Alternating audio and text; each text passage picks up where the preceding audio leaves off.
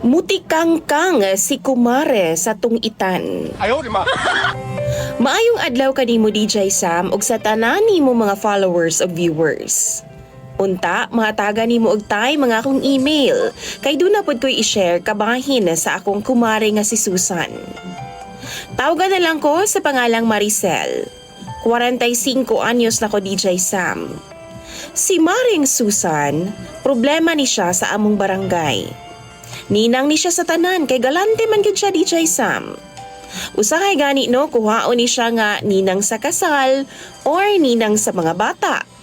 Apan ang problema lang DJ Sam, kay ang among mga bana tuwa na didto sa ilahang balay magtambay. Kada adlaw gyud na. Kay kung magtong-its manggod sila, mubilang kadman si Susan sa ilang mga atubangan.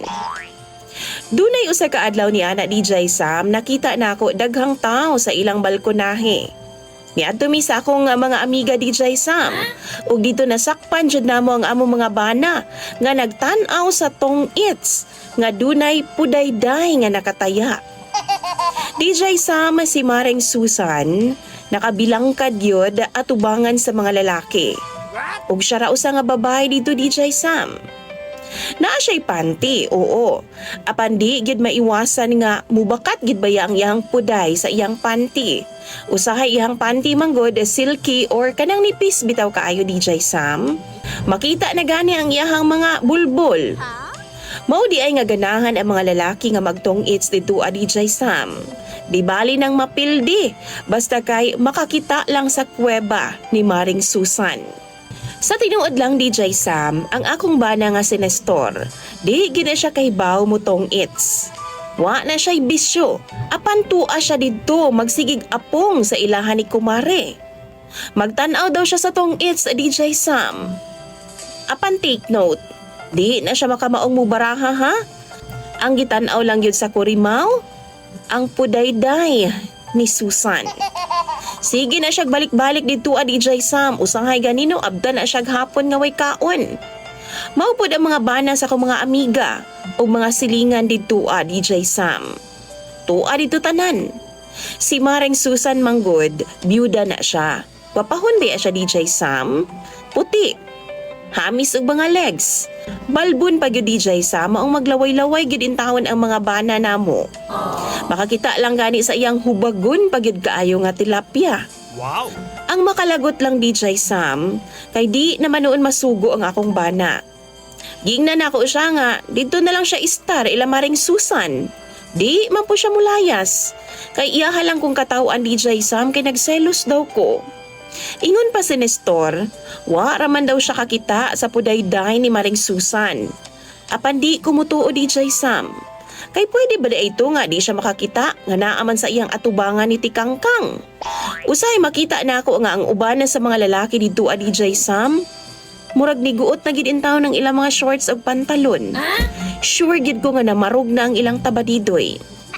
Nagreklamo ba mi sa kapitan DJ Sam kung pwede ba ibawal dito ang pagtong-its ug tuod man? Giadto gid tuod sa kapitan si Maring Susan. Gibaharan siya DJ Sam nga kung di muundang sa pagpatong-its, pahawaon siya didto sa among lugar.